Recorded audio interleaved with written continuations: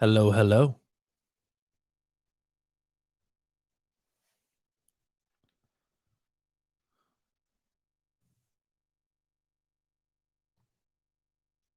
Can you guys hear me?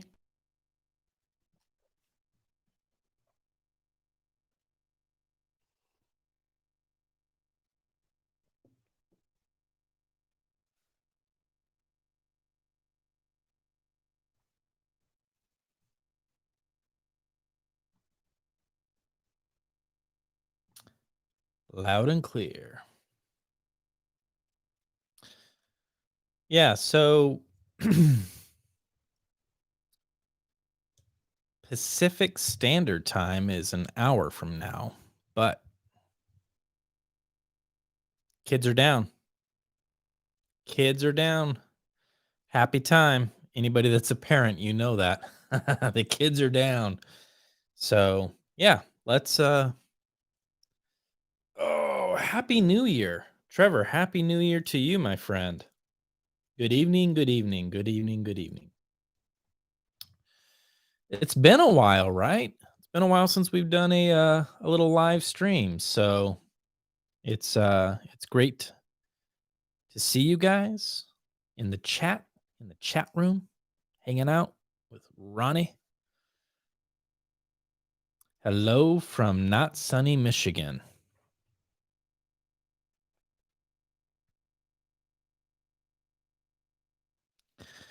Do not disturb on my phone because it just goes crazy. Who has better audiophile hearing, Sean or Jay? Well, that's not a loaded question. That's not a loaded question at all. Benny, I did get your emails. I've been extremely busy, so I apologize that I haven't gotten back to you. I had a Patreon that was really upset with me, so I hadn't gotten back to them either. So I've been busy, guys, real busy. A lot of stuff going on. Been swamped. Hello from Holland.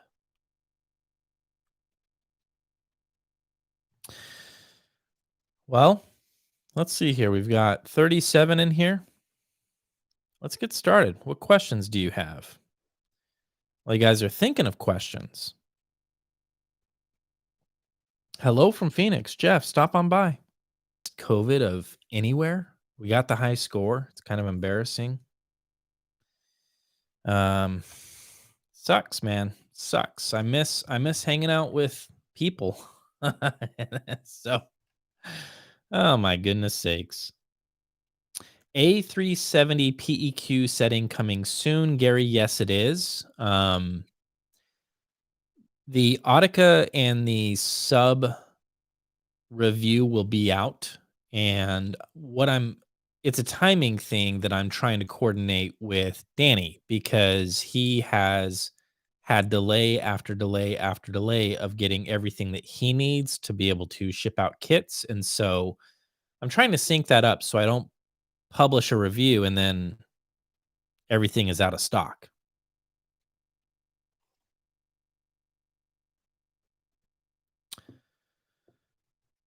All right, let's see here. Are your earphones made from rich mahogany? No, cheap audio man. This is walnut. Uh, Meze classics, 99 classics. I like them. I dig them. Have you fully recovered your integrity after the Tecton debacle? Um, I don't think that my integrity was ever compromised with that, to be honest with you. That's an interesting way to ask the question. Have I recovered from what happened with everything that happened in the Tecton review? No, I haven't. It's frustrating. Really frustrating. Let's see here. Why don't manufacturers indicate how their products are voiced? Well, I think Chris, I think sometimes they do. I think that there are some companies that, make it clear that they're going for something, and sometimes they don't. I think the question that we would want to ask is why isn't it that all of them don't let us know? I think that would be helpful. Like, how are you voicing your speakers? And you know, it's a bit obscure. So, Ron, I would love to see you review some Rockports. They are great speakers and underrepresented, in my opinion. I would love to do that as well. Did you lose weight, bro? I thought you were Conor McGregor. Oh, really? You thought that? Yeah. I have lost a little bit of weight, trying to take care of myself, and my wife has been on a diet, and anytime she does that, I join her, try to support her through that. And so, yeah, thank you for noticing. I appreciate that. I do not look like Conor McGregor. That's funny. Have you ever tried a Bob Carver Crimson amplifier? No, I haven't. I would love to, though. Thanks on the tip of toe and waveguides. You're welcome. How many years have you had this channel? 7-ish years, 8-ish years, somewhere around there. Ever heard of something Swedish Gear? No, I haven't. If you want me to review anything like that, you can always email me, Ron at New Record Day. Just send me a link to the company and I'll get to work.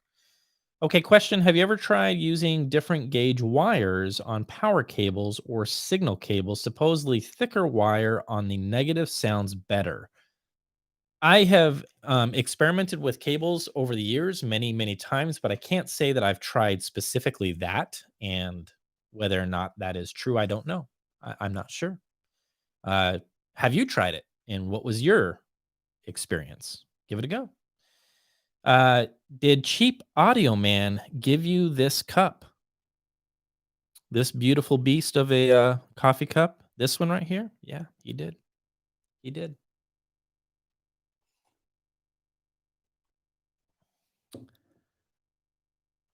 Ron, please review Dyne Audios and Gershman's. I've been wanting to review Gershman. Really cool looking speakers. I think they're beautiful.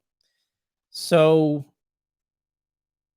yeah, 2021. Let's do that. Let's do that. Let's make that happen. Dyne Audios, that's a, pillar of a brand. And so I'd be happy to review Dyne Audios. I just need a contact. I don't have one yet. I'd be happy to. New to hi-fi, are there any CDs or high-res downloads that can show different type of audio characteristics, warm, cool, bright, etc.? I'm trying to understand what the same track would sound like.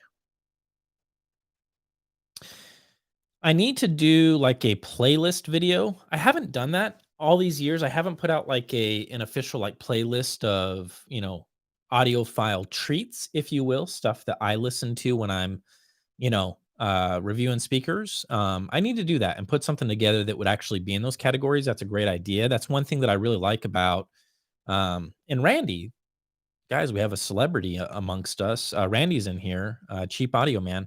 That's one thing that I like right out of the gate with his reviews is he is telling us track after track what he's listening to, and he's using the same tracks as he's, making his way through all of these really affordable speakers, which is really cool.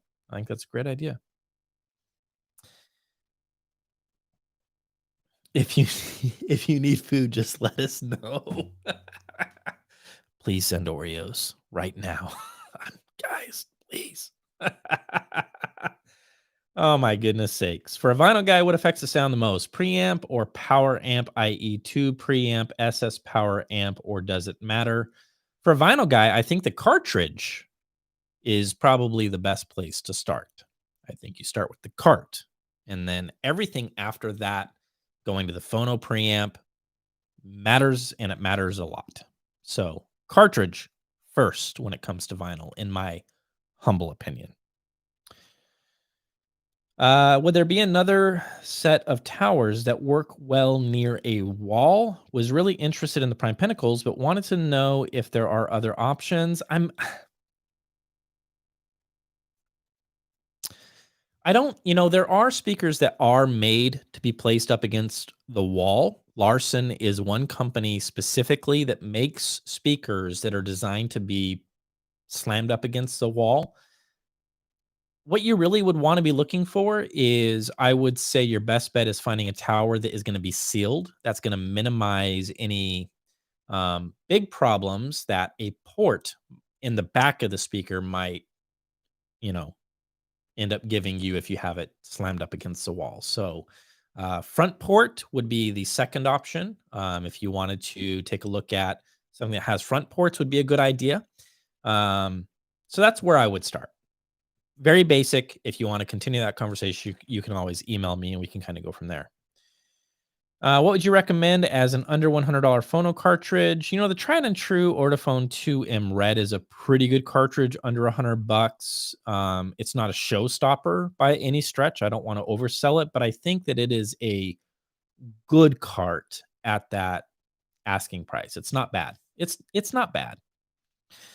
Not the most detailed cartridge in the world, that's for sure. Any future reviews coming from more mainstream brands such as B&W and or Dyn Audio? B&W is a yes. Yes. Since that acquisition happened with Sound United, that was kind of a game changer for me in terms of being able to knock on the door and say, "Hey, work with me." And so that will be happening. Absolutely. Dyn Audio, I don't know. I don't have a contact. Um, I would love to. Did somebody jack the YouTube name between two speakers? My lawyer will be calling you in the morning. What? Oh, that's funny. I'm going to get to that question in a second and roast it. All right, let's see here. What do we got?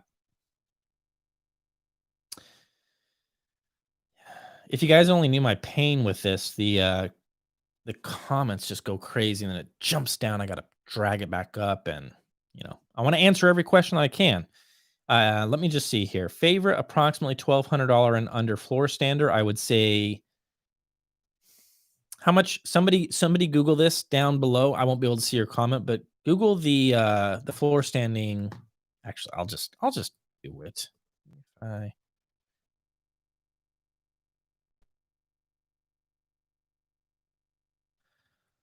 One second here. Oh my goodness sakes! The problem with the naming structure of everything ELAC. Ugh. What model am I looking up? The UF. It's UF 52. I want to make sure that those are going to be within your budget. $599 each. So yes, I would say favorite approximately $1,200 and under floor standards. It would be the UF 52s. There you go. Buy them. Best budget power cables. Blink. I don't know what budget means to you. That's the problem.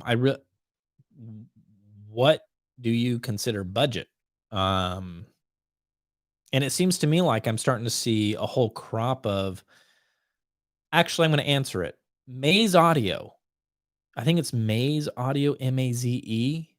Yeah, Maze Audio. They sell a lot of stuff on eBay. Affordable power cords that are not expensive and they're great. Never seen you review Revel.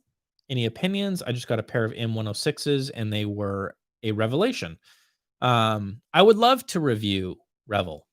And no, I haven't. I would love to. All right, let's see here. Have you heard the DeVore O93s or 96s and what's your take? No, I haven't. Only at shows and it was brief. They're nice. John is a really cool guy. Has a great YouTube channel and that's a channel that I subscribe to and I actually love watching his videos. John, if you're watching, they want me to review your speakers. So make it happen. Make it happen. Send me some DeVores. That would be fun to play with those. I'd have a great time. Did you ever review KEF LS50s? No, Drew, I did not, but I do have the LS50 Metas in-house. That's a lie. They're not physically in my house right now. Sometimes I get in stuff that, really close friends that I know that I trust, they'll, take it off my hands and check it out, and then give it back to me, and then I put it through its paces, get it in the rig, and start messing around with it. But the LS50s are in metas are in the house, so that'll be fun. Ron, please tell me what happened in the Tecton review. I don't seem to get it. I'm clueless. No, I will not tell you what happened, and it's just not worth it. Are you going to review the Holo Spring? It's more affordable than the May. Guys, tomorrow is an exciting day because at some point tomorrow, the doorbell's going to ring and FedEx is going to be standing there with a Holo Audio Spring DAC Level 2 with the Singster box. And this actually was made possible by a viewer, a subscriber, saw my review, saw my conclusion on the May DAC, that beautiful beast back there, and was like, dude, let's make this happen. Like, we all need to know quickly what is the differential there. So as of tomorrow, that sucker it's going right in the rig. Can't wait. What bookshelf would you say most closely resembles a GR Research XLS Encore? Dang, that is a fine question. It's somewhere in between the ELAC debut reference and the UB52.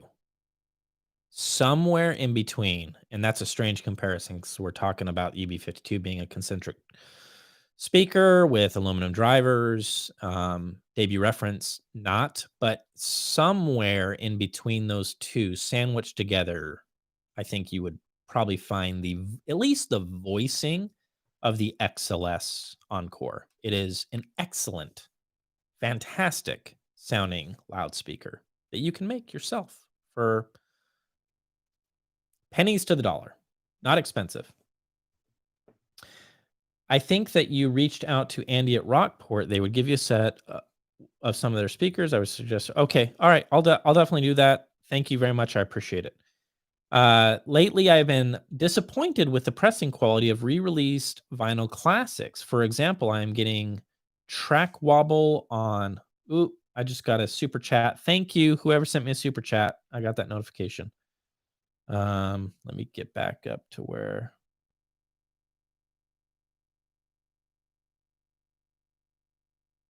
Oh boy. Oh boy. Oh boy. Okay, here we go. Pressing quality of re-release classics. For example, I'm getting track wobble on side A, but B is perfect. Any thoughts? That sucks. That's my thoughts on that. And it's not fair because I know that you paid a lot of money for that record, I'm sure. I'm disappointed. I'm disappointed that vinyl records are so darn popular right now. Sound like grumpy old audiophile. I'm disappointed that this kid started a new record day and now they're all popular and everybody's buying them. I had nothing to do with the popularity of vinyl, but let's not kid ourselves. But man, the prices, it's rough. It sucks. And that's frustrating. Matt, I would say this: stick with reliable, known, good pressing companies, labels, you name it. That would be my recommendation. Quality record pressing is probably number one for me. Acoustic Sounds is where you go to get anything from Quality Record Pressings. I think they do a fantastic job. I have never had one record from QRP that I thought was not worth the asking price. They do a great job. Same thing with MoFi. MoFi does a very good job as well. All right, let's just take a look here.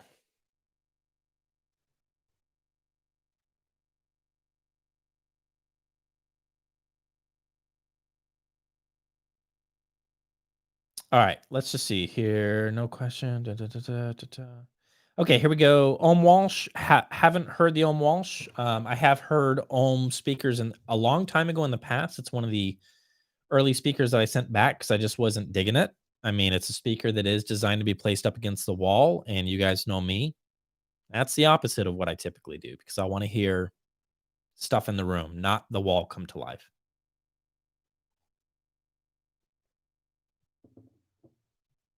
Where are your favorite places in the signal chain to add tubes? Preamp, almost always.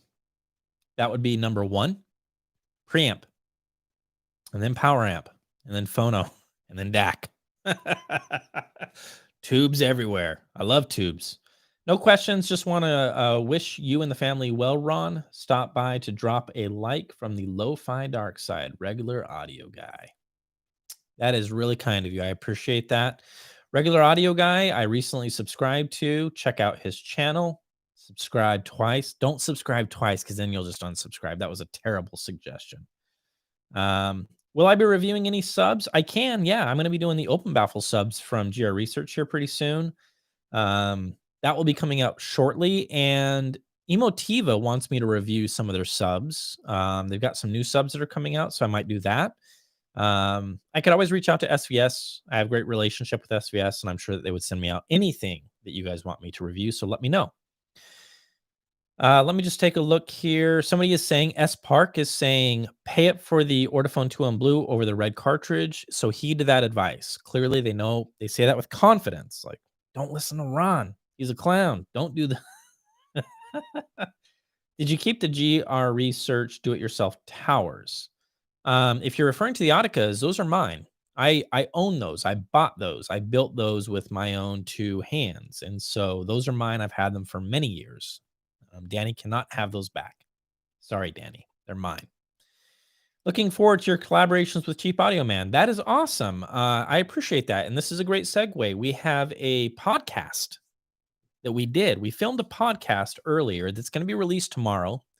We decided to release it on both channels. We're going to try to do this on a weekly basis. And I hope you guys like it. You know, there's always a risk involved in doing something like that because we are not kidding ourselves in thinking that everybody that is a subscriber of New Record Day is going to like Cheap Audio Man and vice versa. And hey, that's okay. It's not that big of a deal. Randy and I certainly do appreciate and like each other quite a bit, and we get along very well. And so we just gel, and we decided to do this podcast. It'll be released tomorrow. It'll be on, it goes through a process where, it will be available on Spotify, on Apple Podcasts, on everything. Tomorrow it's going to be available on YouTube, obviously. There's going to be video with it. So if you're into that kind of thing, it's just a lot of nonsense. At one point, Randy fell asleep in the podcast, and I was like, you got to wake up, bro. And so it's a little bit weird, but we got through it. All right. Your favorite Class D amp under $500 that doesn't sound thin, sterile, and cool toned. I have some really affordable Class D stuff in for review right now. I'm making my way through it. I haven't formulated a strong enough opinion to recommend it yet, Sean, but if you pay attention to my channel within this next month, if you're not rushing to buy something, I will have some recommendations for you. UF52 Martin, who has a great ear. Every time I post sound clips, Martin is on the ball. I'm like, dang it, he should have a YouTube channel. He's way better than I am. He's way better than I am. Martin is saying UF52 not bad either. Yes, correct. WA Ron, do you have any idea why the Adante was discontinued? It is the best ELAC speaker I've ever heard thus far. Why would they discontinue it? I don't know the facts. As you guys know, I do talk to Andrew from time to time. He'll probably never say that is true. He'll be like, I don't even Ron who, but I think what it might have been is people weren't setting them up right. Maybe dealers weren't setting them up right. You know, treating them the way that a concentric driver should be treated, which is don't point those at your ears. Try crossing the streams. You know, things of that. There, with concentric drivers comes great responsibility. Let me say that. And the same thing is true with open baffle. I'm speculating right now, but maybe. You should ask Cheap Audio Man what chew he chews makes live streams better. Okay. I will ask him what chew he chews. I think he's in here. He should be able to tell you right now. Call Charlie something or another. I will call. I just got another super chat. $10. Thank you so much. I appreciate that. That is very kind of you. Let me just see here. Ba, ba, ba, ba, ba, ba, ba. All right, let's see here. We've got call Charlie at USA Tube Audio. Okay, I will do that. Thank you. Ron, favorite set of XLR cables, balanced or not?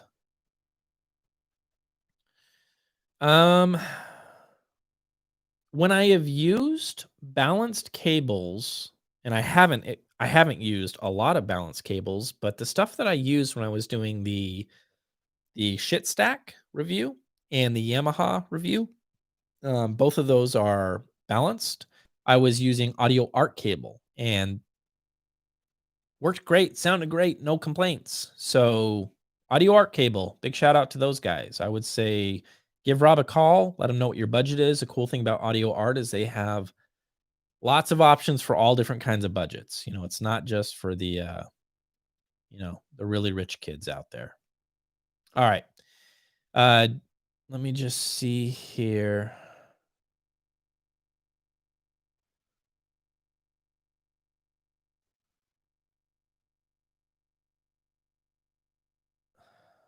Couple comments in here. I'm not going to repeat. Tecton stuff.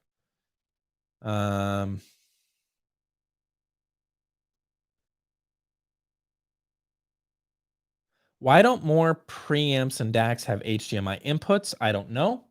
I have no idea. No clue. I think that um I think that stuff takes time. You know, when we see those transitions with, inputs and outputs, and I think that digital has changed so much so quickly that there's always a risk of what is going to be here tomorrow. And so maybe that's why. I don't know. I have no clue.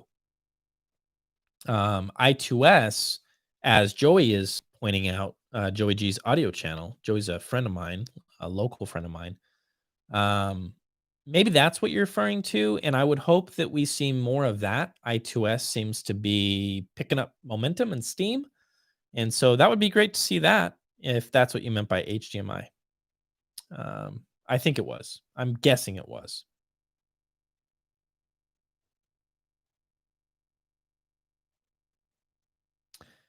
Jeff, I think you're insinuating like, is the truth is that they just didn't sell? You know, I, I'm not going to answer that because I don't know. I don't know if that. I don't. I have no idea. If they, whatever. Yeah. Who knows? Cheap Audio Man is cool. That's a fact. That is true. If you didn't watch our Between Two Speakers, that was a blast, and that was very hard to get through that because that guy is funny. He's a very funny guy, and I was not prepared. All right, let's take a look here. Oh, the Intellectual People podcast. Subscribe to those guys. They had Mr. Getty's on there.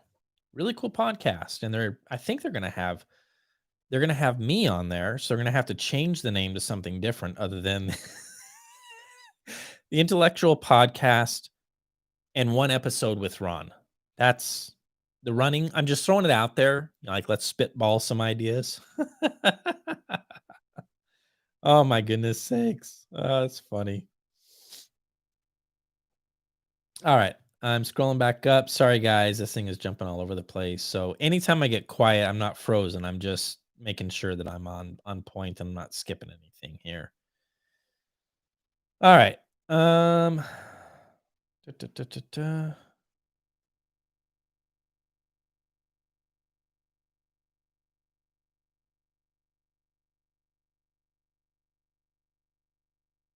Kurt's loving that Maydac. Jeff needs one now. That's awesome. I'm glad. I know that Kurt did get the Maydac, and that was based on my love for the Maydac. And he messages me and he's like, "Hey, this thing is awesome." Let's get Ron and DCS Bar Talk for review. How do we make that happen? Would send mine, but I can't let it go. Let it go that long without it.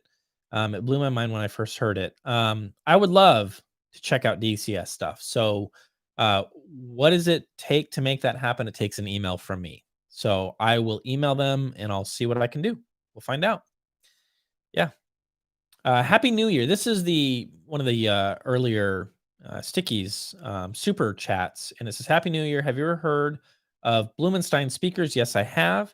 They're near Seattle. You should try to get a pair in for review. I actually had a pair a long time ago um, when the channel was just getting started, and not a bad sounding little speaker. It does kind of crap out early, in terms of volume, so you can't expect those little drivers to do anything insane. If you're into the whole wideband, driver limited to no crossover type, integration, then check them out.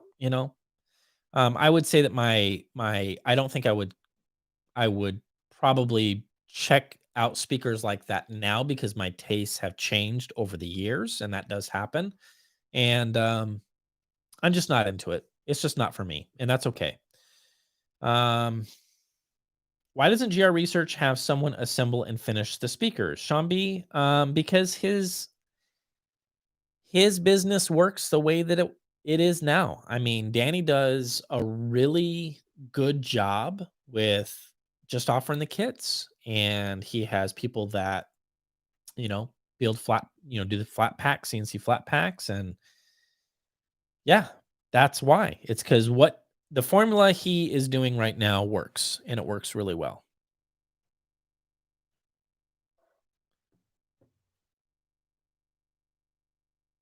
Vinyl records suck, dude. Joey G. Joey, you shut your mouth. It's funny. The other day I was over at my brother's house and he put on this record of Jimi Hendrix. It was a quality record pressing he just picked up. And I was like, dude, if you're talking like stuff that was mixed and mastered for analog, forget about it. Don't listen to Joey. Oh, I'm Joey. Come to do digital. Nah, sometimes. Well, they're like, Ron, didn't you just review that Maydak and said it was amazing? What's going on here? Um, hey, Ron, are most speakers laid back or forward sounding? That's the answer to that question. Both, I mean, I'd say it's about half and half. And I like somewhere in the middle. I like that neutral, not forward, not laid back. I want somebody to give me kind of a straight line and make it sound great. The price of vinyl is what keeps me getting into it. I get it. I understand it. I get it. It's expensive. It's getting out of control. Um, Vinyl records sound superior to digital. You guys want my official answer on that? They do sometimes, and sometimes they don't. That's the official answer. It's complicated. All right. Let's just take a look here.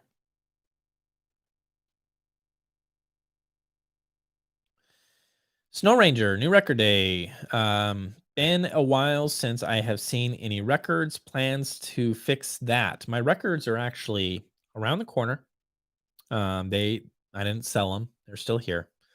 They won't be in the listening room. I made some big changes.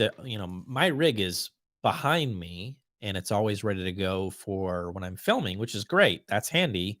And then I have cables that go through that wall behind me into the listening room. Listening room is behind us. And my records are in my closet because who needs clothes? Who needs a closet? That's ridiculous. If you're asking, are we going to see some more analog stuff? Yeah, we are. I'm gonna be doing that. Ron, what headphones are you using? These are Meze 99 Classics. I like them. My tried and true headphone of choice in all applications is the Grotto SR80Es, but I don't mind these. They are nice. They're nice. Plan on reviewing any headphones soon? Yes, I am. Yes, that is 2021. We're going to be doing some stuff like that for sure. Any thoughts on adding DSP DAC with Dirac, such as mini DSP somewhere into an existing system? Yes, I do like Dirac quite a bit. The only way that I have used Dirac, to be fair, is through the NAD M10, which is just a killer integrated amplifier at that asking price. It is a Swiss Army knife. I do have a review on it. I'm not going to talk about it for 20 minutes. Just go watch the video because I talk about all of it, everything, including Dirac. But yes, Dirac is great. Set up a curtain. Don't let Dirac handle everything. Stop it before 500 hertz. The lower the better. Stop it early. Leave everything else alone and consider acoustic treatment if you can, if it works for your environment and your room and stuff. Cheap audio man is cool. That is true. All the world's best straight man. You need to, Randy, my shorts still went for. Okay. Yep. Jeff is a big fan of Randy. At Cool Breeze, Ron reviewed the NADM. There, Martin, you got my back. I appreciate that, bro. Thank you. Thank you. Thank you. Thank you. But seriously, Ron, have you reviewed any Black Ice USA Gelita products or planning to in the future? Gelita would be interesting. I remember early on, I really wanted to review a lot of the Gelita stuff. I emailed them and nobody got back to me. I guess I wasn't cool enough to work with. But how do I like the Marantz turntable and the Model 30 behind me? I like them a lot. That review is going to be coming out in the next couple of weeks. So stay tuned for that. Let me just see here. Stop by to say hello and also screw COVID and thank God 2020 is over. Viva la. Yes, Jeremy. Jeremy is local, friend of mine. Jeremy, thank you, man. I appreciate it. I'm right there with you, bro. Thanks, Ron. I'm still mulling on the idea of getting a decent camera and Shure mic. Martin, you absolutely, of anybody that I've ever met that has been with me over the years, you should consider it. You should consider it. Get in there, dude. You've got what it takes. Um,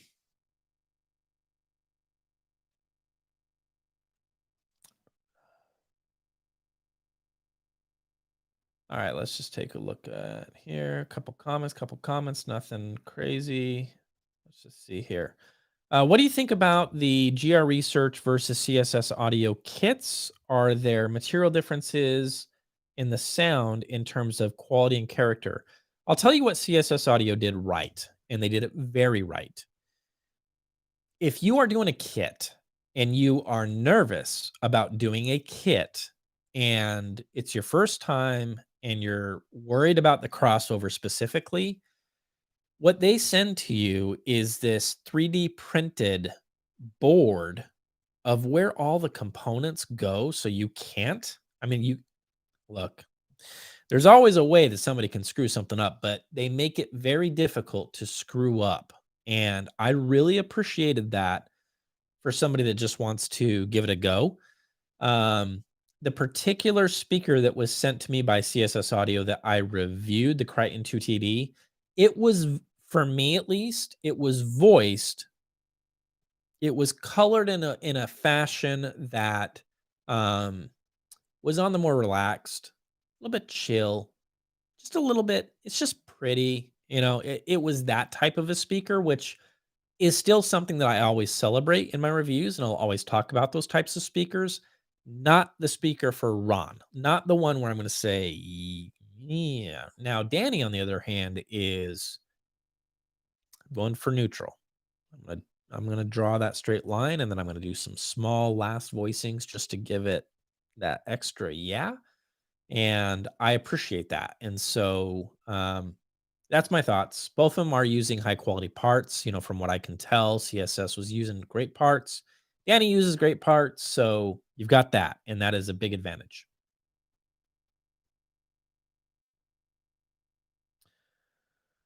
Um,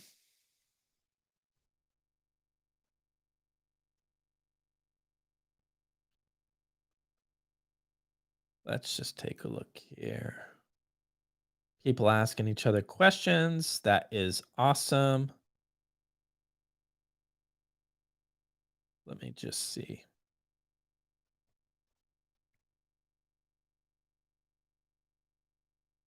Oh my goodness sakes. Wow. This just jumped up. Okay, hold on. Hold on. Bear with me, guys.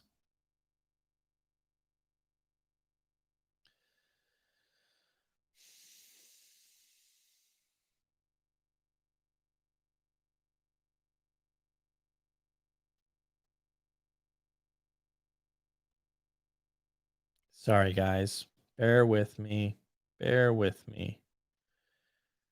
Did I hear what Sean said about Jay yesterday? I just saw that comment. I'm curious. Please let me know down below. Okay, I'm caught up. All right. Let's just take a look here. Just bought the C52. That's awesome. That's great. I love that preamp. I wish I wish I had a C52. That was great. Um,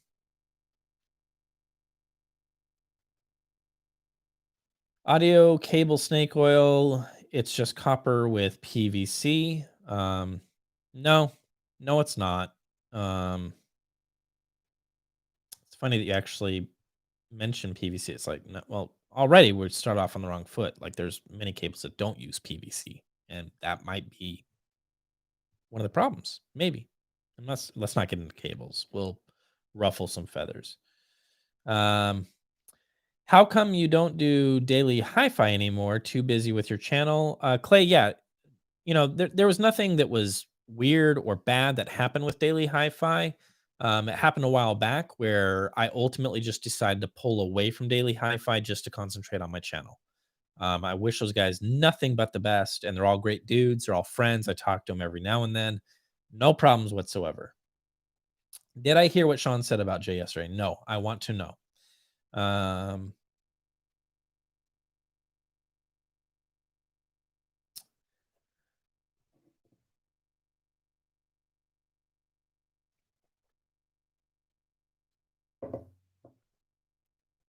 Outtakes between two speakers were special. Well done. Thank you. I appreciate it. Like I said before, if you haven't seen that, check it out. It was hard to get through that. Took us a few tries. We did it. I think we nailed it. Hey Ron, just got a pair of entry-level Dyne audio speakers, and I'm blown away by the imaging and overall sound. Have you ever had a chance to audition Dyne Audio? Back in the day when there was a really great hi-fi store around here that did have Dyne Audio, I would go in there and I would dream, and I would just go, I would love to get my grubby hands on these things. But, unfortunately that hasn't happened, So I need to reach out to Dyne Audio and make that happen. I need to make that a reality to finally check out what Dyne Audio is all about. Um, I'm really glad that you're happy though. That's awesome. That's great. Elec should definitely use the Adonta concentric driver and something else. The unis have one, but surely it's a lower, cheaper driver. It's funny that you mentioned that, Brian. If we're talking about the tweeter, I know that a lot of what Andrew learned with the Dante is trickled down in the UB52. He actually has a larger surround on the UB52, and that was something that he realized, like, I can do more with this tweeter. I can move the crossover point lower, and that was something he learned from Adante. So yeah. Hey Ron, nice to see the live stream. Hoping the family are doing great. True voice of reason, one of the old standbys, been with us for a long time. Thank you. I do appreciate that. And the family is doing awesome. Natalie has been walking for like a month. Elliot just started walking. Please send help. Please send help. Oh my goodness. What are the difference between the MaydAC and the PS Audio Direct Stream DAC? I had some problems with the PS Audio Direct Stream DAC not finding my computer, which made me pretty grumpy. I think that the PS Audio Direct Stream DAC was a little bit warmer, I would say. I think it's intentionally going for like that very analog sound. And they moved that in the direction, in my opinion, of just a little bit warmer. Um, Sounds nice. It's a great sound in DAC, but for me, I think, like I said in my review, That's the one that gets me excited because when it comes to everything in the time domain, um, yeah. Tell me in 20 seconds what the Marantz M30 is like. Cheap Audio Man, it is like taking this beautiful mug that doesn't have coffee in it, just plain pretend, but let's just say that you put milk in it and you got some Oreos and you dunked those Oreos into this milk and then you ate the Oreo. I think I did that in under 20 seconds. That is what that amp is like. All right, let's just take a look here. Do I still have your C52? It was not mine. That was not mine. That was in for review, and I had to send that back. I wish I still had it. Harbeth P3 ESR best matching amp. I would love to answer that question. I can't. The person that you would want to ask is Sean from Zero Fidelity. He is in love with Harbeth P3 ESRs, and he would definitely be able to help you out with that. Used vinyl is still pretty cheap. That is true. Anytime I haven't been shopping for vinyl in a long time because I have kids now. But if I was to walk into my local record store, I would go straight to the used bin and I would probably stay there. And then I would get realistic and then I would crawl down under where they have the $1 records. Maybe pick out two.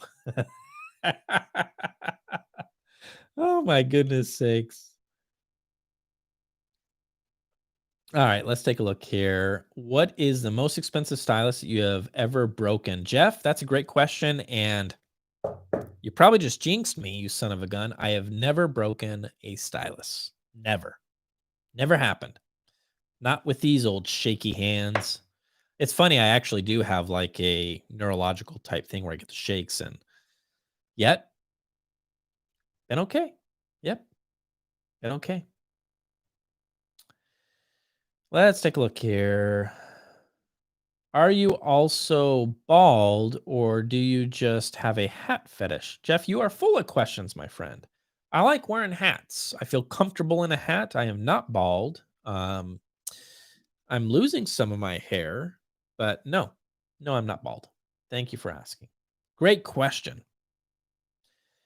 Let's just take a look here. Looking to get into tube amps. What's a good starter amp? Anything American made? Rogue Audio would be where I would send you. If you want American made, Rogue Audio, affordable tube amps, and for all of you old schoolers, you would know it's where it all started here on this channel, Rogue Audio. So, most excited for 2021. I kind of want my money back for 2021 so far. I've asked for a refund. That has not happened, but we have hope. We'll be okay. We're going to be okay. Weren't you wearing that shirt like 3 days ago? Cheap Audio Man. Oh man, how do I kick him out of here? How do I kick this clown out of here? Yes, I was. El Googly Diablo is a local band. Chris Warmouth, one of the greatest guys to ever walk this earth, is a dear friend of mine, and this is his band, and I support them every chance I can get. Great band, amazing band. They're on Bandcamp. You should check them out and give them some money because, yeah. Thoughts on LS50? I already talked about this earlier in the live chat. I've never really spent time with the original LS50, but I do have the LS50 in-house. Truth is, Joey has it. He's going to give it back to me, and then I'll tell you what I think about the LS50 meta. So I don't know. It's going to be fun. Did you know Andrew Jones admitted to paying Randy at Cheap Audio Man $50 to post a bogus review? Yes. It is true. And it's disappointing, but what can you say? Let's just take a look here. New record day. Can you please review New Creek Voyage amp? Mark, if you don't mind, remind me about that. Just shoot me a real quick email, Ron at New Record Day, because I will forget. Please do that. Your audiophile beard is not long enough to get back Your audiophile beard is not long enough to get back to you, LMAO. I have nothing to prove with my beard. I've had a long beard before. I Yeah. All right, let's just take a look here. Do you recommend VPI or Project 6 perspectives?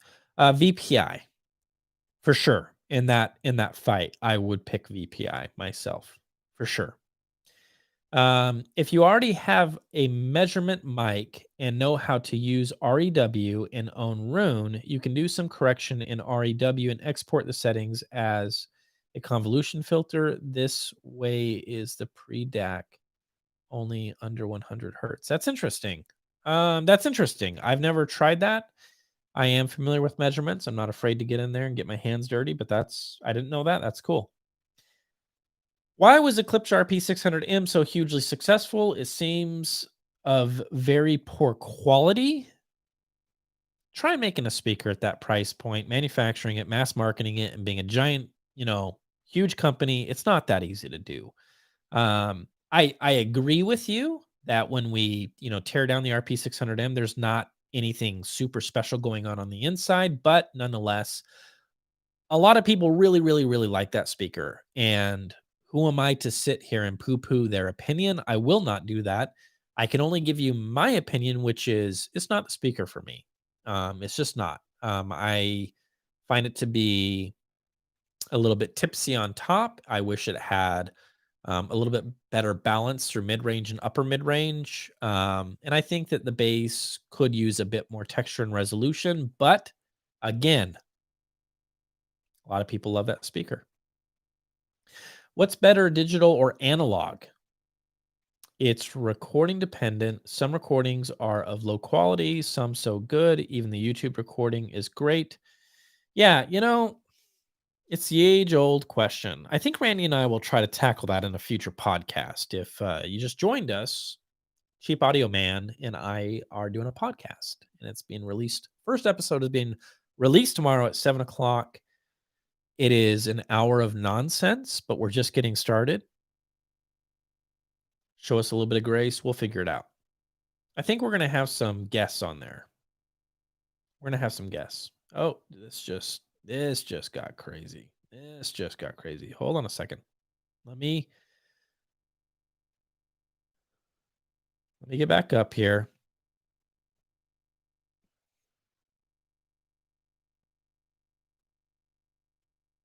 One moment. No, I did not freeze. I'm just holding still as I go back up because this thing just shoots down. Okay, here we go. I'm designing my first speaker and was able to build my own crossover with the help of the community. That, my friends, is freaking awesome. That's awesome. That's great. Good for you. That is really cool. Did you compare the XLS Encore with the ELAC Uni 5.2? The Uni 52. UB 52. Yeah.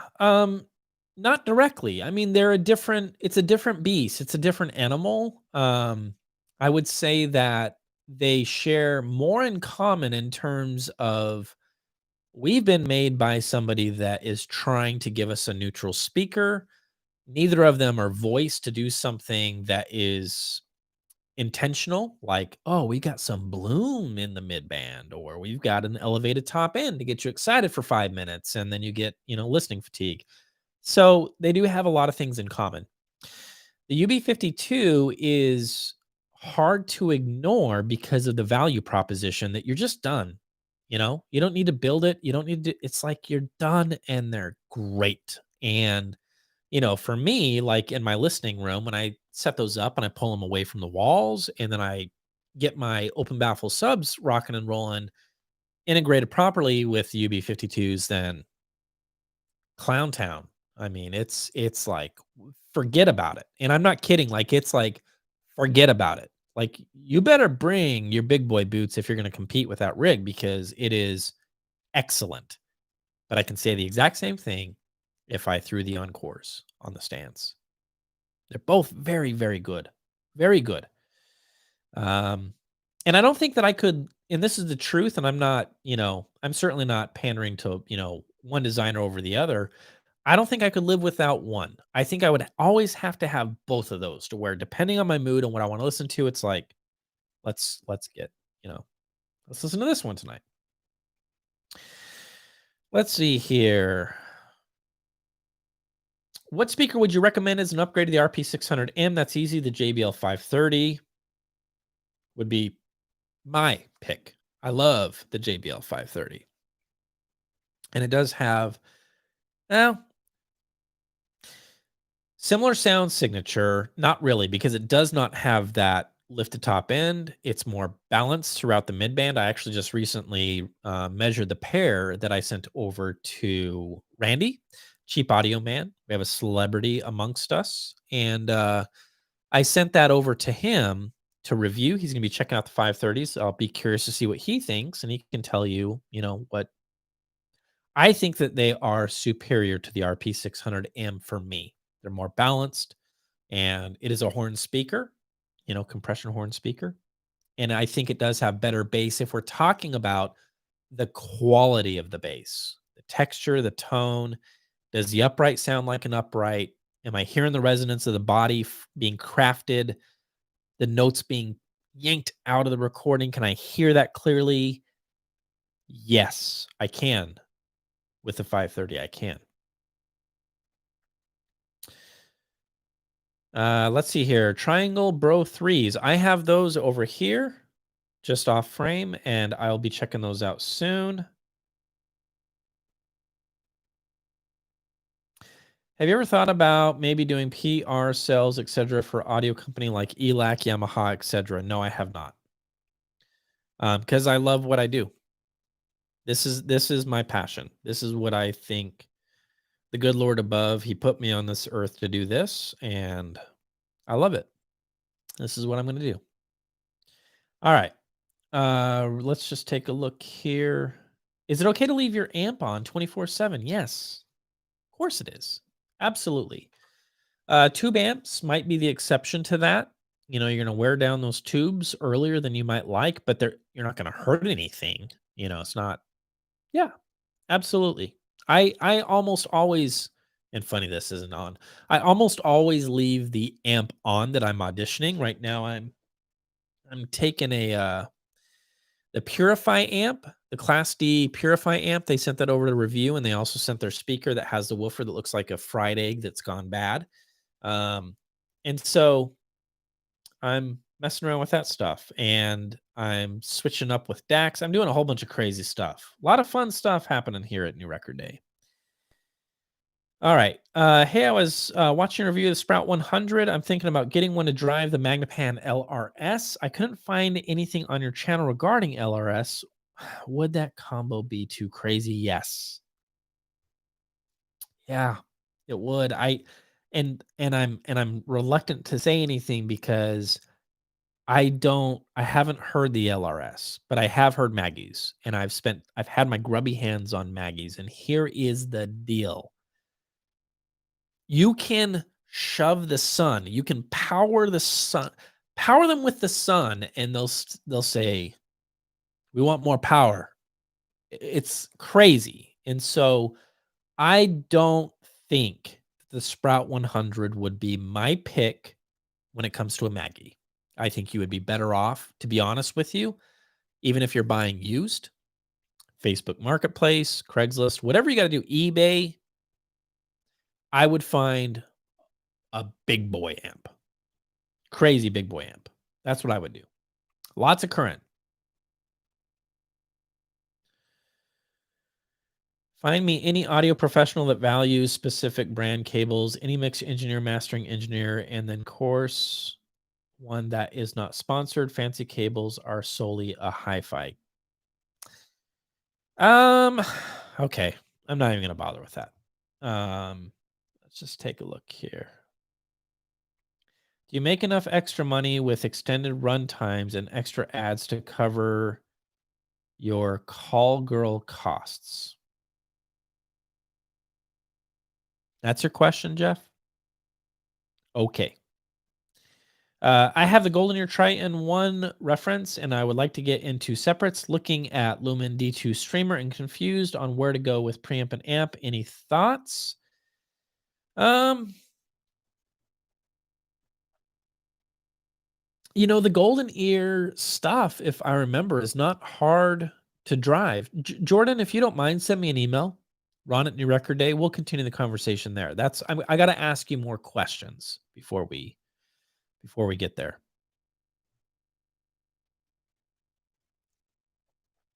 All right, let's take a look here.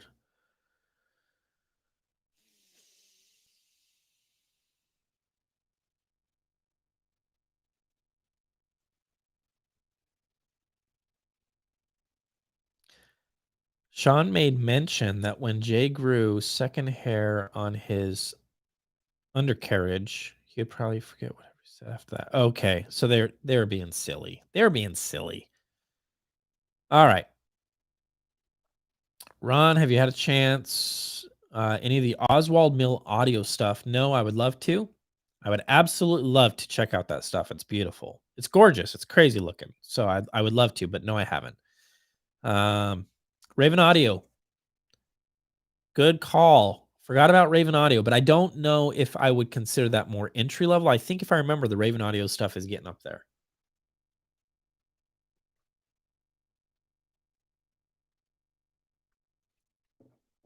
If I were to jump from entry level cartridges, would you recommend MC over MM? The answer is yes, all day long.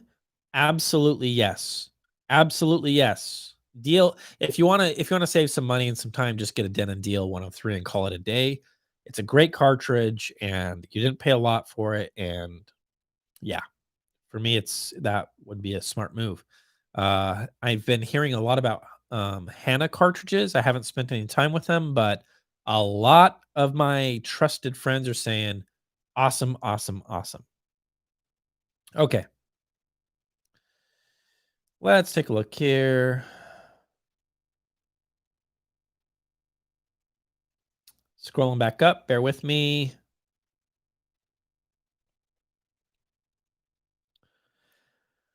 I missed your cheap and cheerful hi-fi. Stay tuned for 2021. I'm gonna jack up some audio files in 2021.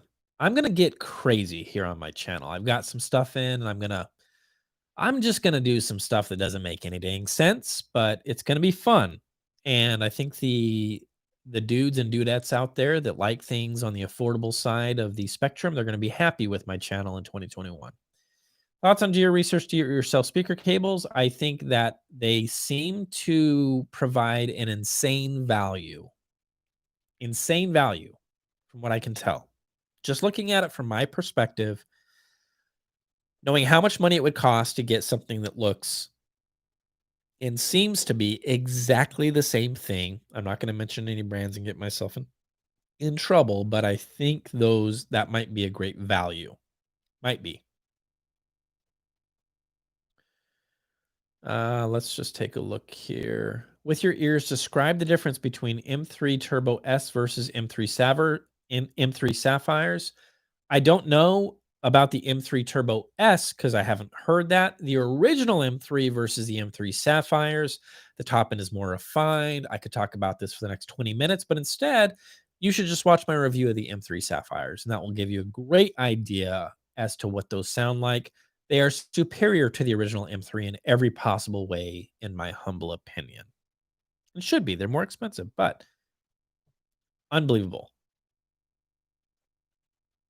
Ron, great to be a part of the chat. I know you're sharing measurements Frig in the past. Would you share it again? Looking to create something similar for myself. Yes. I actually plan to do a video all about measurements in 2021 where I kind of run you guys through what I do and how I do it and help you guys better understand when you take a look at a new record day measurement. Why are we only looking at data from 200 hertz and up? Like, why can't we see the bass? What's going on here? I will explain all of that in detail, and I'll do it in a way that is entertaining, informative, and new record day style. So thank you. I appreciate it. Ron, am I sitting on the floor again? I am sitting on a very short stool. Thank you for asking. Let's just take a look here.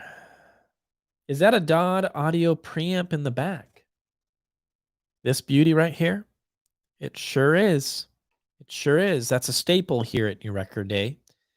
I am proud to be the owner of that particular piece, and I have a second one. And I also have a Dot Audio DAC, a Dot Audio Phono Preamp, and a Dot Audio EL84 amplifier that is hopefully going to be fixed. Jeremy, please fix it. Please fix it, Jeremy. Please. It'd make my day. And yeah, it'll be a lot of fun. Ron, really enjoy your channel. Seriously considering the JBL 530s and some Skahi audio gear.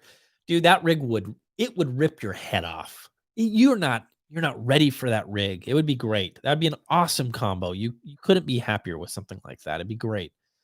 If you're designing a loudspeaker, would you prefer a more neutral, detailed presentation, or would you have it lifted in area? I would go for neutral. If I was designing a loudspeaker, my aim would be neutral, and then I would go from there. It's like, hey, let's make sure we can phase relationship, all these things I'm not going to get into right now, but yeah.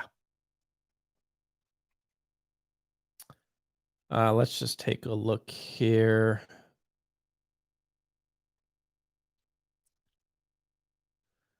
What headphone would you recommend to someone who has either never used headphones or not used headphones in a long time?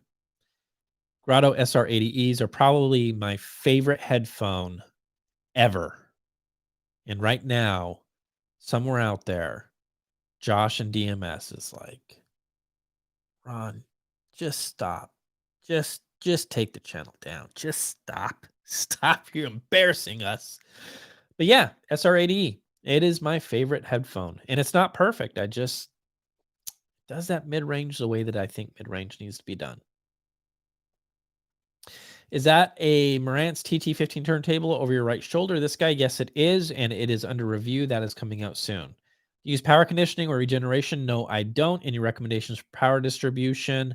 There are some good brands out there. They are very, very, very, very, very expensive. So, no, don't. Audience does some really, really pricey power distribution stuff. I haven't spent time with it, so what do I know? You know, the high end Audio Quest stuff gets crazy expensive, but yeah, no. Let's just take a look here. Turn off your gear during a lightning storm. That is a great tip. I didn't think about that. So if you heard me earlier say leave your amps on forever, that's a terrible idea. If there's lightning out there, then yeah, turn off your gear. Martin, I swear, my twin brother, I didn't even think about it. Adcom GFA 555s for Maggie's all day long, and you can get those used 200 bucks. You know, you'll find them. Be patient. Old Adcoms, GF series 555s for Maggie's all day long.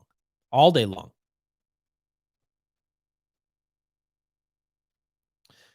Ooh, JBL 530s are on sale for $289 a pair at Harman at the moment, guys. 530s, $289. Not affiliated. JBL is not paying me to say it, but that's a deal. That is a deal. You need a moderator, Ron. I agree. I need a moderator. I'm doing the best I can. A lot of questions. I'm doing the best I can. And I always, for me, it's less about how quickly I can get through these. It's more about just making sure I'm paying attention and trying to get every question that I can. Let's take a look here.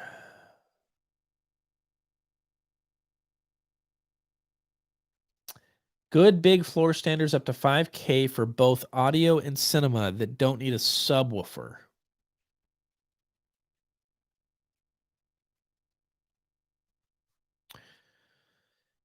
Mark, don't need a subwoofer is what makes it hard. Pay attention to my Concept 500 review that is being released this week. I should have that one done. Those have been my favorite speaker that I have spent time with. My favorite speaker that I've spent time with outside of the realm of open baffle and things of that nature. And so if you're looking for something that can They're so good. They're such an easy to get along with speaker. I really like them a lot.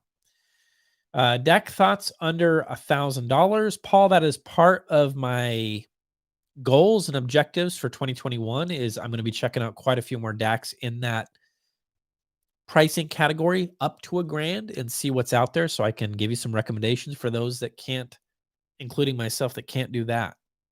I wish I could. I'm just going to steal it. It's worth it, right? Like, it's worth it. It's worth it. Just not return any emails. I don't know. Ron and I totally agree about DL1, better than Hana's in my opinion. Yep. DL103, man. You just can't go wrong with a good old DL103. Can't. Hey, Ron, have you done the H-frame open baffle sub review? You promised some months ago. If not, timeline. I don't have a timeline, and I'm sorry I'm dragging my feet. It's not in. It is on purpose and intentional, and the reason being is that it has to go hand in hand with the Audica review, and Danny is out of everything, lots of stuff he needs in order to sell those kits, so it doesn't do anybody any good that are gonna get serious about, like, doing it to say, "Here's the review, and it's super exciting, rush out and oh, wait, and you can't buy it." And so I don't wanna do that, and so I'm trying to be patient. I'll get to it. All I can promise you is that your patience will be rewarded.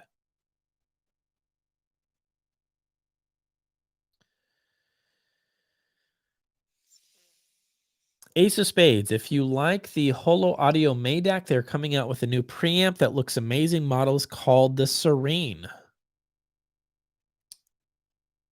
That's interesting that that's being released. I thought that was top secret information. I guess not anymore. So I didn't say it. Don't be mad at me. They are. And I can't. I got to get my hands on it. I got to check it out. All right, let's take a look here. So what do you like better, the spatial stuff or the GR research that you built? Jeff, I have an entire video that gives you the breakdown, a whole video that I made just for you, Jeff, of the differences between those two speakers. Which one do I like better? It's like asking me, which one do I like better, Elliot or Natalie? Probably Elliot. I got to be honest. He's really cool. I think I like Elliot more. Don't tell Sarah. Don't tell her that. I'm getting a lot of don't tell Natalie. Clearly it's Elliot. I hope that answers your question. Do you get stuck in a rut or get burnt out on the same music? Only thing I miss about listening to music on YouTube is the awesome recommendations. I don't. I use Rune, and the way I listen to music, the way I find new music is I'll play something that I like, and then I'll see what it recommends, and you just kinda go down this rabbit hole, and you just start searching, and you go, "Next, next, next," and so, no, I love when I have time to listen and just be alone and really just listen. I enjoy that time. I don't get burnt out at all. Thoughts on Macintosh? Any more golden era golden ear reviews? Love the channel, longtime fan. Thank you, Austin. Um I do think about Macintosh often. I know a lot of people will say they're not the brand they used to be, and they're not, it's and maybe that is all fair. I don't know. I don't know. All I know is that the stuff that I have heard from Macintosh and the stuff that I've gotten my hands on, I've really appreciated. It's like it's a proud legacy brand here in America, and it's like one of those brands. It's just like freaking Macintosh, man. Back up. Back up, Jack. It's Macintosh. So let's take a look here. Since you already had communications, oops, oops, oops. 1 second. Since you already had communications with shit, would you ask to review their flagship deck, the Yigi? They're also working on a CD transport called Shit Erd. That is really exciting to hear that. Um, Yes, I do want to review Yigi. I want to compare it with that for sure. And that is really cool that they're doing that. A CD transport. That's awesome. That's great to hear that. That's fantastic. Do you use dedicated AC circuits? No, I don't. Let's just take a look here. Grotto GR10E owner here. The mid-range is to die for. I wouldn't know. I haven't heard it.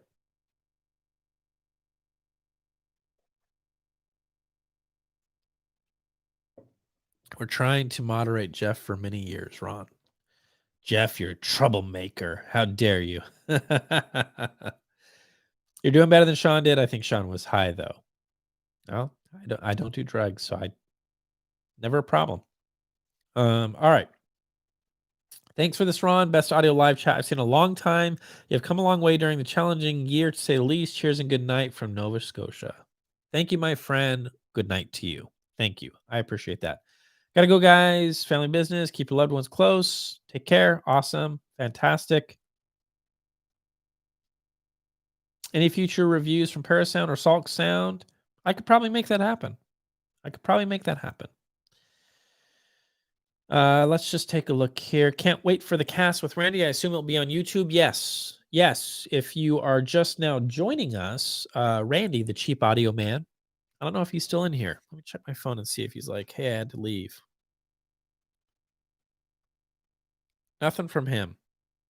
Yeah. So tomorrow at 7:00, we are releasing a podcast on both of our channels. No, we're not being greedy, and no, we're not. Oh, you're just trying to get more money. And it's like, no. We just want to make it easy. And we realize that I'm obviously going to have my subscribers, he's going to have his subscribers, but we're launching a podcast starting tomorrow. It's the very first one. Give us some grace. It's an hour of not a lot of audio. I'm really selling it. But we had fun, and we're gonna have fun. And with the connections that I have and the experience that I have, I think that we're gonna be able to get some cool guests in there, and we're gonna be able to grow that thing into something. I feel confident that we're gonna have some fun with that. So tomorrow, it'll be on both of our channels. Let us know what you think. I hope you enjoy it.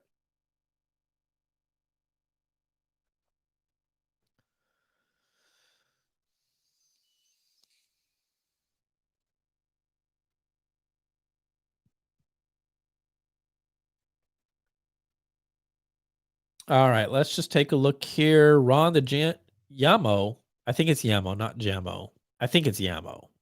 Oh crap! This just got all wonky on me. All right, are on sale at $126 a pair on Autorama. Great sounding speaker. Even better at this price point. Thank you for letting me know. That's fantastic. And Adorama does occasionally sponsor New Record Day videos, so buy it from them if you're going to buy it. I like those guys at Adorama. They're cool. What's your favorite Power Ranger and why? I used to watch the Power Rangers, and I don't remember my favorite. Is the blue one? Is there a purple one? I think it's a blue one. I can't tell you why. It's been too long. Ron, did you ever try open baffle subs with the Galistratas? Yes, I did many times. That was a great combo, and it worked out really well. Ron, longtime viewer. Thank you, Seth. I appreciate that. Any thoughts on a good upgrade path from Gallo Reference 3.1? I know you had and loved these two, and yes, I regret selling them because it's just, they're just really, I'm going to get all emotional about the Reference 3.1s. An upgrade path from the Gallo Reference 3.1s.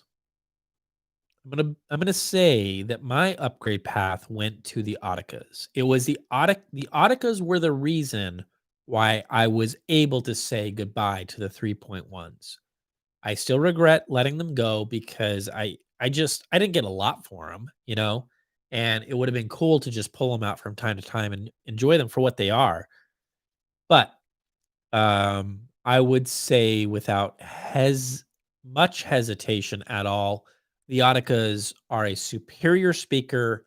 When you add the H-frame open baffle subs to the mix, they are a superior speaker in every possible way, in my opinion. So, Hello, Ron. What's your opinion on line magnetic amplifiers? Looking to pair it with a Golden Ear Triton references. I've heard nothing but good things with line magnetic. I know that they're a legacy brand and a tried and true company, brand that a lot of my trusty audiophile friends that I always talk to, that's one brand they're like, yeah, absolutely. So I haven't had personal experience with them. Many of my trusted friends have, and they give them the thumbs up. So there you go.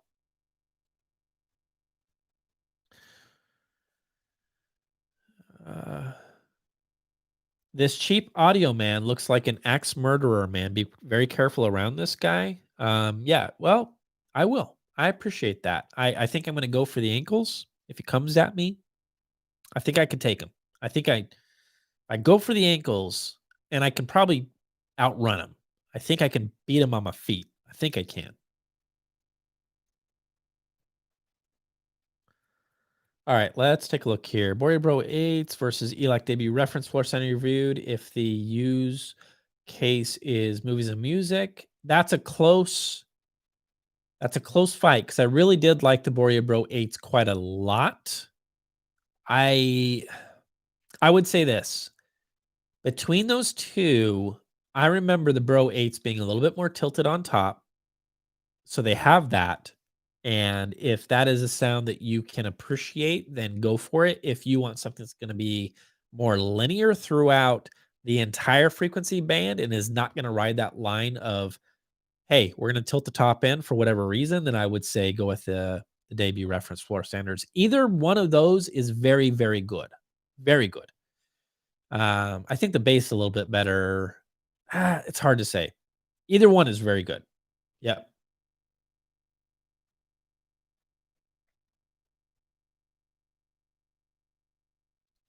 All right, let's take a look here. Um, yeah, it looks like actually Randy is still here. He says hello. He says hello. Hello. Let's talk about bass.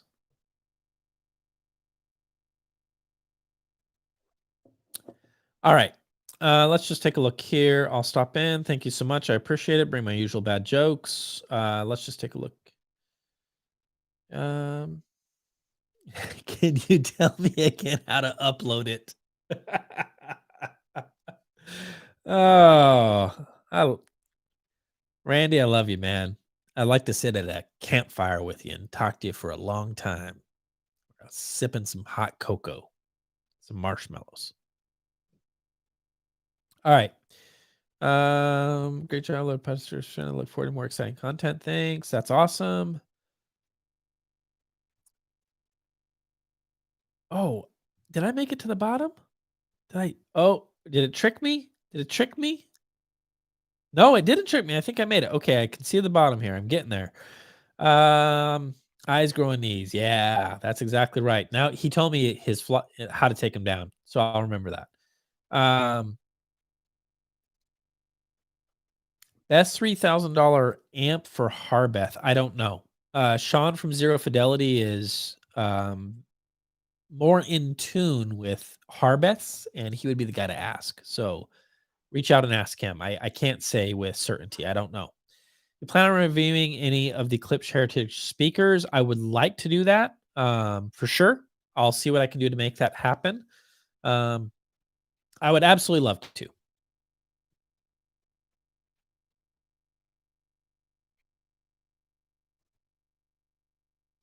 Whatever happened to the guy in Texas with the Swarm subs? Was that Audiokinesis? Is who you're thinking of, Jeff? I don't know. I don't know.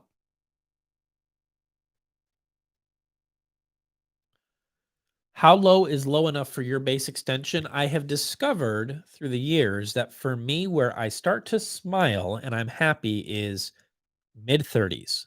If a speaker can hit mid 30s, 35, 36, 34, if it can hit with confidence in the mid 30s, I'm smiling.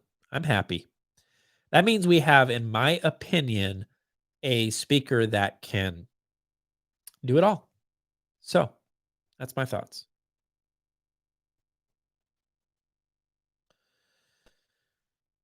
Uh, oh my goodness. Yeah, Hans, I can't even say his last name. Bizigzins would be the perfect guest on a podcaster between two speakers. I would love to see Hans on between two speakers. Randy, I forgot about Hans. That would be hilarious. Oh my goodness sakes. And he is one smart puppy. My goodness sakes. Um,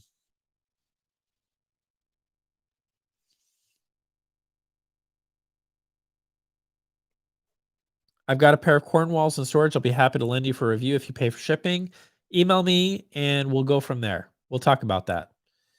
Um, I'll make Randy pay for it. Can't wait for Ron's LS50 measurements. Let's just see here. Even their negative 6 dB, 47 hertz.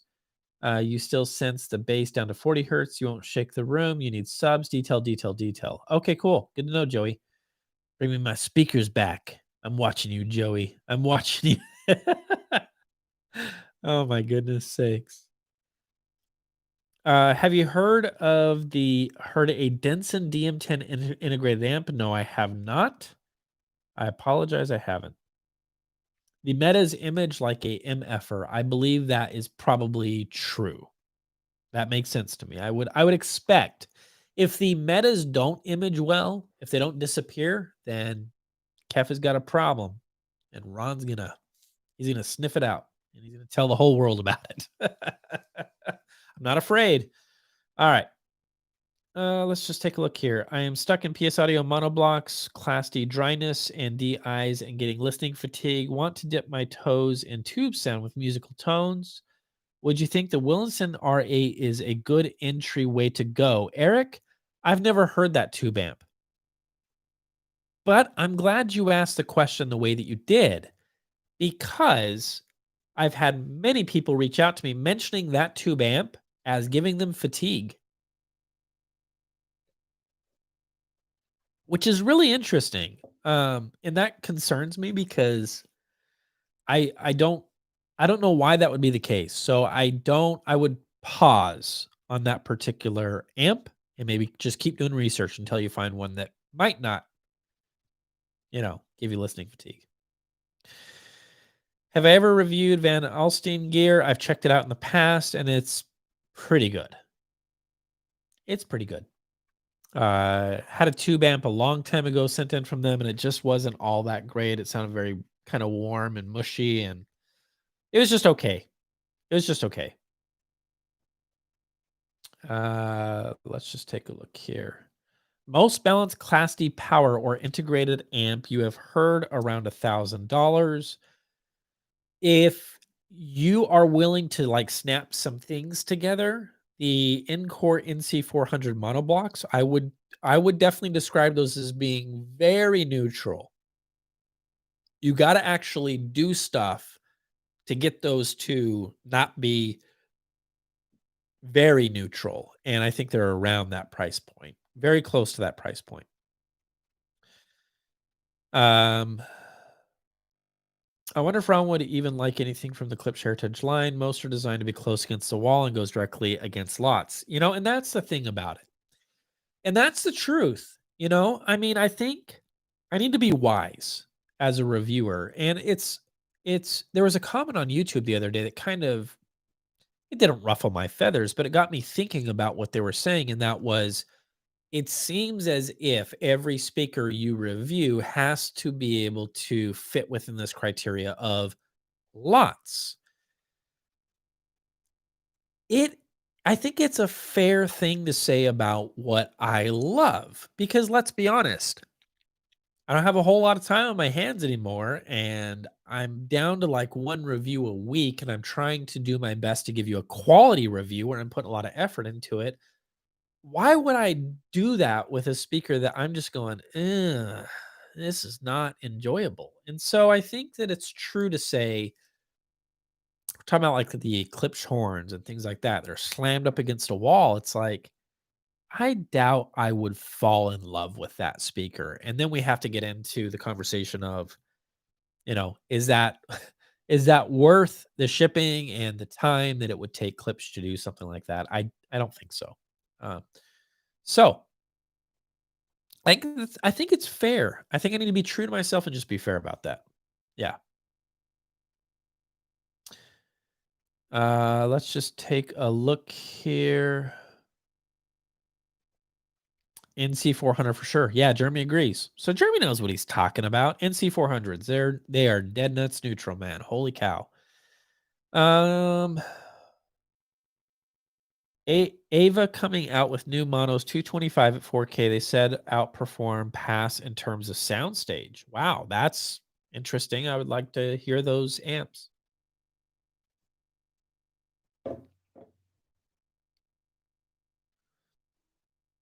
Lots rules, baby. Joey, thank you. I appreciate it. The check is in the mail. Ron, you are live. Good move. Thank you. I appreciate that. Is there a phono preamp? Hold on. Ron, is there a phono preamp from a cost value perspective similar to Danny's XLS Encore? One that got you excited? The lounge. I love the lounge. Still love the lounge. It's just great. Past that, the next phono amp that I fell in love with that I still have is a PH9 from Modrite, but that's a big and it's a completely different I mean, that's a different caliber. I get into tubes and things like that, but yeah. So,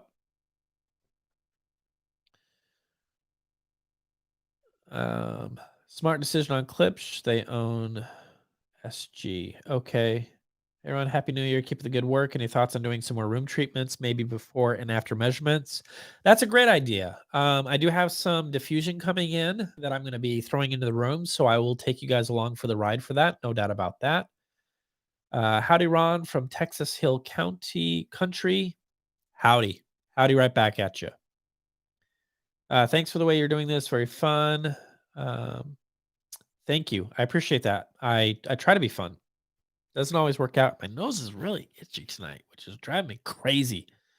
Uh, also, what's in your day of the dead cup? Sorry, I was late. And this guy? It's a little concoction that I do. You guys want to know how ridiculous I'm getting? Like grumpy old. It is literally flavored warm milk.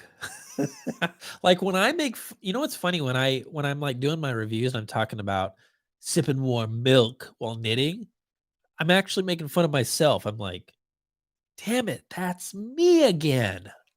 Yeah, I gotta come up with a different example. Yeah, that's what it is. It's like go to Starbucks. What inspired this drink is you go to Starbucks and you ask for a, oh my gosh, I can't think of it right now. A hot vanilla? No, that's not it. Something of a vanilla steamer. It's just like a vanilla syrup and milk. And makes me happy. Makes me happy because if I was doing coffee in here, then I'd be up until who knows what time. And then I wouldn't be able to wake up tomorrow, and that would not be good. All right. Are you drinking brain juice, Ron? No, I just said what I was drinking. It's just warm milk. A little bit of it, of vanilla. A little bit of squirt of vanilla. All right, let's just take a look. Guys like Z get in with companies, and before they know it, they're dancing monkeys with a contract or obligations. Regular audio guy, I don't know about that. I don't know about that. Anytime I've talked to Z, he has been a great guy to talk to. I don't know about that. I have no idea. I respect him for his work ethic and putting out as many reviews as he does, and he just keeps going and going and going and going. I gotta respect that. I gotta tip my hat and say, dang, that's not easy. It's not easy. Like be in this seat and keep doing it's not as easy as you think it is. It's not that easy.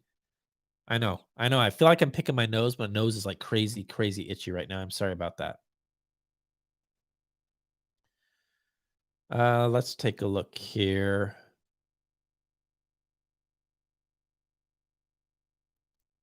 Trey, good night. Good night, my friend. Good night.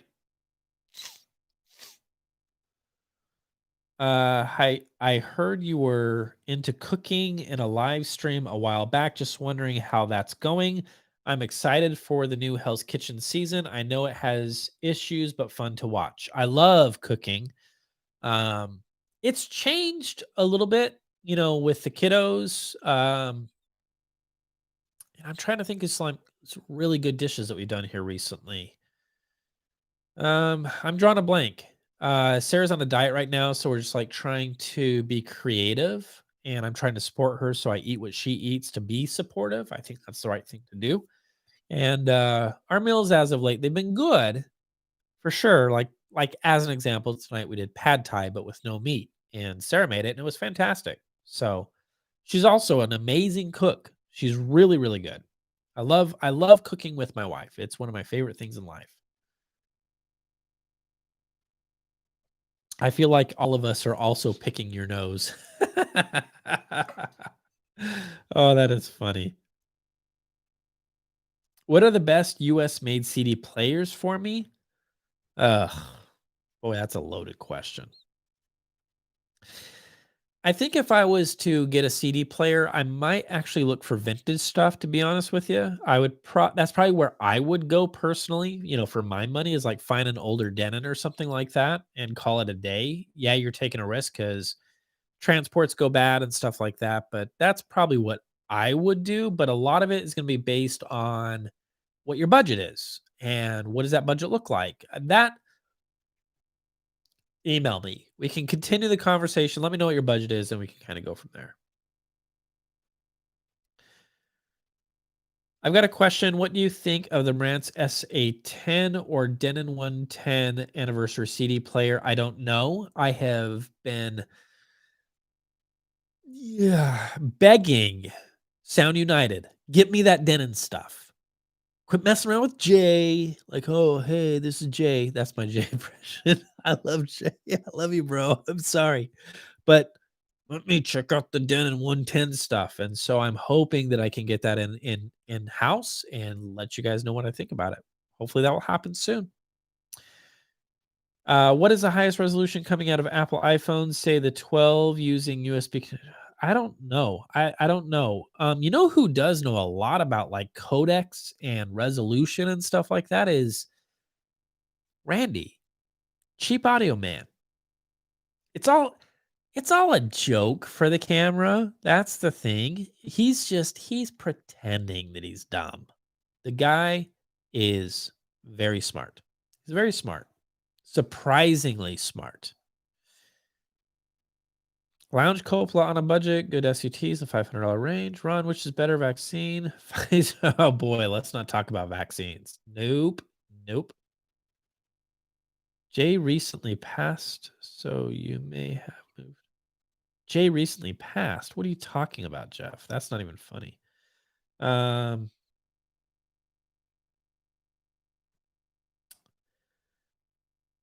yes, get vaccinated. Jeremy, stop it. Jeremy, you stop it right now. You stop. You stop it. Oh. I am not saying anything about vaccines. Nothing. Nothing. We're not talking about that. All right. We got 120 people in here. Surprisingly smart. That's what he says about you. That was funny. That was funny.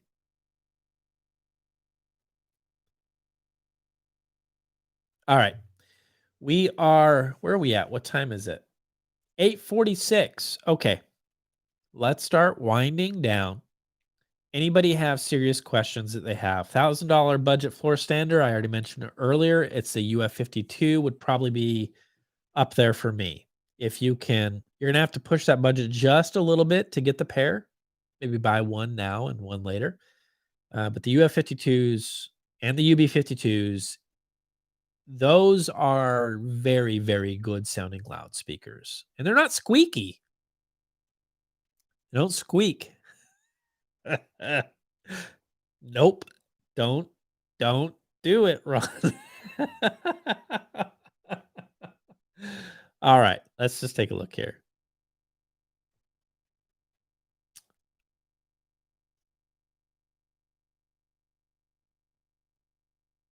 Thank you for that, Austin. I appreciate that. Thank you, thank you, thank you, guys. Thank you for the super chats. It's very helpful. I really appreciate that. Jay hasn't put out a video for a solid week. I was wondering about that. Hey, I hope he's okay. You guys are starting to freak me out. I hope he's okay. I'll have to reach out to him and make sure he's doing okay. Set him and forget him. UF52s. Yeah, I agree with that. Both UB52s and UF52s are just that. I think that is Andrew hitting a stride saying, okay, I got it, guys. I think he's like, I got it. I got it. And so, the Unify reference might actually save everything that happened in 2020 and everything that might happen in 2021. The Unify reference, I'm going to declare it as it might actually save us all from whatever is about to happen. Then would you pair with the Bro 8s to get the most balanced sound? I would look for something that's going to be either neutral or slightly warm. Slightly. Just ever so slightly. Get a tube in the preamp and see what happens with the Bro 8s. I think you'd be happy with that. You know what's interesting too is the Bro 8s and the Bro 3s actually don't measure the same. That was interesting to see that. It was interesting to see that. But I also realized that when I took the shots of the Bro 8s, I wasn't as good as I am now with the measurements. I've learned a lot since then. Not as clean as a shot as I'm getting with the Bro 3s. And so, yeah. Martin, you are a gentleman, a scholar. I'm gonna have a poster of Martin above my bed. That's what I'm gonna do. I'm gonna do it. I don't even care what Sarah says. Like, no, that's Martin. Belongs up there, Sarah. Leave him alone. Ron, do you still have your Rogue Cronus Magnum? I haven't had my Cronus Magnum in years, in a long, long time. I did recently reach out to Rogue Audio. So I was like, hey, why don't we go back to the future? Or in this case, that doesn't work. Why don't we just go back and do some Rogue stuff again and see what I think about them now? Because it's like, I almost know what I'm talking about now. So maybe I can say two things that are accurate in that review. Oh my goodness sakes. Everybody go and subscribe to Joey G's audio channel. For sure. Regular audio guy, same thing. And subscribe to Cheap Audio Man twice. Press the subscribe button twice. You get a little prize. It's really exciting what happens. Don't do that because you're going to unsubscribe. It doesn't work. Just click on it one time. All right. I've canceled. Wait, whoa, Jeremy. I've canceled my title sub because I determined that I can't know how much of the sound difference quality is due to the quality. Interesting. What are you comparing it to, Jeremy, is my question. What were you comparing title to? The main DAC taught me a lot about streaming. And what it ultimately taught me is that compared to the CD, streaming sucks. And I don't give a rat's rear. I don't give a rat's rear end who I make mad when I say that. Compared to the CD, streaming, it's not as good. It's not. Eric, thank you so much. I appreciate that. Thank you for being the new hi-fi source in the modern age. Check is in the mail, my friend. I appreciate that. I'm going to take that $5. I'm going to put it, write a check, send it right back to you. I appreciate that. That's very kind of you. Hi, Ron. I've got the LSIM 703 Paris on 21. That's awesome. Cool, Steve. That's really cool.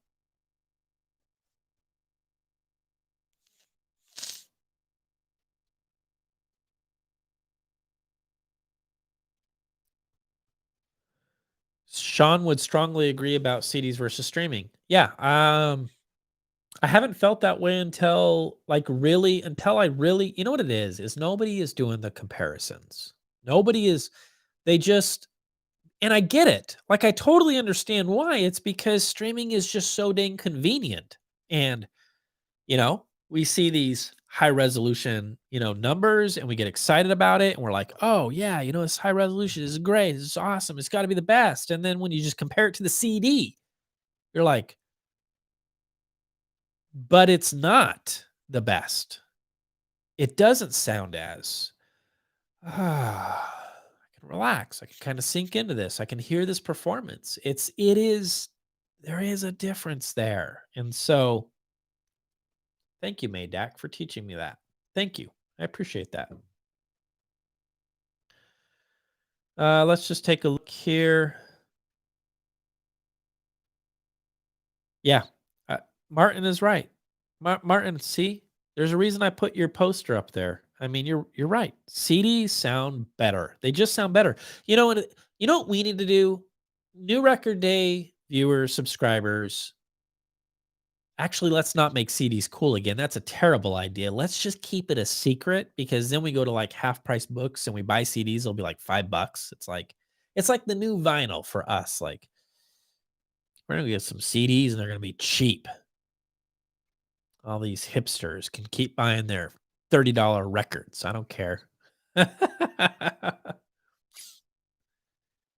The ADS speakers still sound good, but suppose I have 20s, should be done. Plus CDs, you support the artist more. That is a good point, Snow Ranger. I hadn't even thought of that. That is totally true. Yes, nobody compares CDs to streaming. That's true. They don't.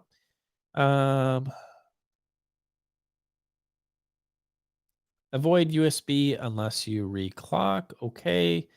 Best budget 2.1 receiver and why? I can't I can't really answer that because I'm not a receiver guy. But if you go over to Cheap Audio Man's channel and you talk to Randy, the Cheap Audio Man, the Chief, I always want to say Chief Audio Man. If you talk to the Chief Audio Man over at Cheap Audio, he would probably be able to say, try this. Now, I will say this: if we're just talking about just a great stereo receiver, on the cheap, the Iota VX has been consistently one of my favorites. It's good. And it has a top end that it doesn't deserve. It's a good top end. It's very good. It's clean. And it sounds good. They got it right on that one. You don't even need to buy a Madoc to hear the difference. Even my modest. Oh, there you go. So there you go. To hear the difference between streaming and CDs, you don't need this guy, which makes me feel warm and fuzzy. I just should have done that differential a long time ago, because I'd be like, oh, okay, well, here we go. SACDs and DSD forever, baby. Somebody kick Joey off my channel. Just stop it. Joey's a great guy. He's a dear friend of mine. All right.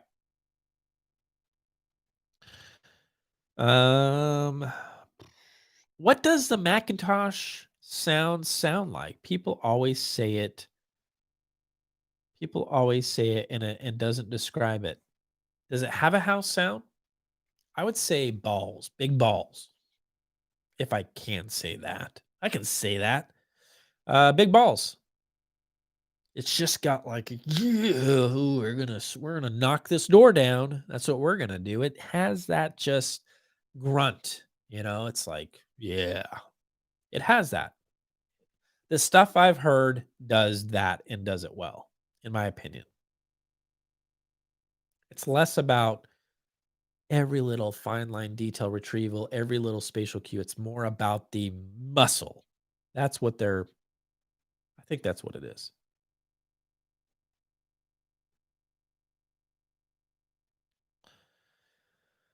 Let's just take a look here. I think warm and fuzzy should be your new rating system. 1 to 5, warm and fuzzies. That's a great idea. I'm going to steal that. I'm going to do it. This is a 5 on the warm and fuzzy scale. That's the review. We're done. I just got to make it 10 minutes so I can at least monetize it, Oh my goodness sakes. Ian White. Is it weird we're both wearing the same headphones right now? No, my dear friend, my old friend Ian. No, it's not. 99 Classics, baby. That's where it's at. They're great. They're fantastic. They're just these Love my Grado SR80Es, and they're looking at me or not right now like, Ron, what are you doing? Come back to me, Ron. Come back to me. But I like these.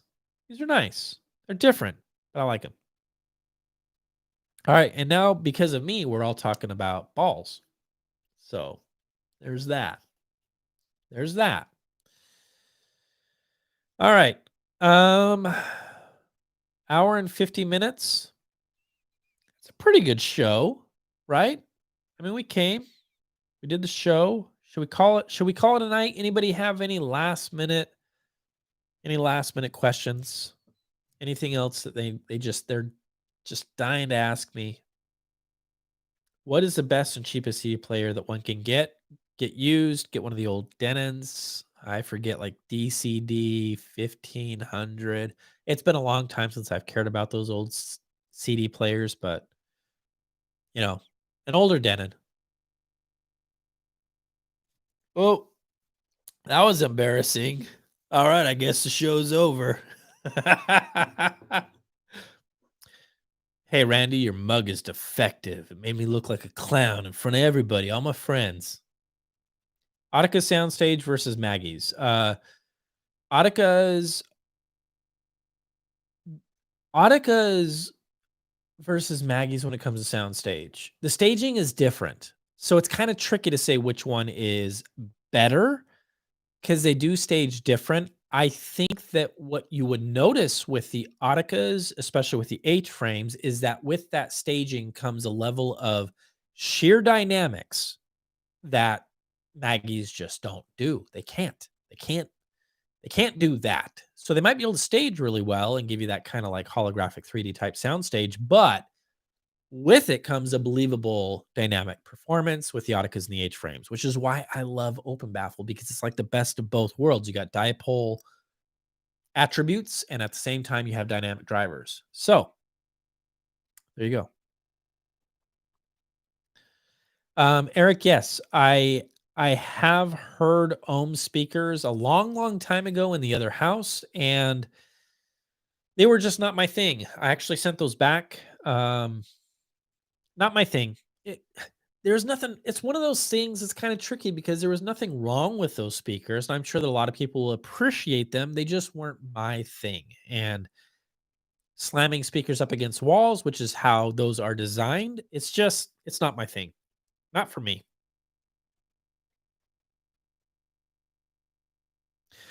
Yamaha NS 5000 speakers. Will I ever review those? I would love to. Absolutely. I would love to review those speakers. I've asked my Yamaha rep. We'll see how that goes. You know, those are big boy speakers. So we'll see. That stuff takes time. All righty. Are you saying resist ohms? No, I'm not. I'm just saying, it's like this. If you subscribe to lots, if you have tried lots and you found that that does some really amazing things and you can't go back from lots, then I would say you will absolutely, probably, most likely feel the same way that I do about ohm speakers. You'd be like, they don't do what I want them to do because they're not designed to. And that's fair. That's a fair conversation to have. So, yeah.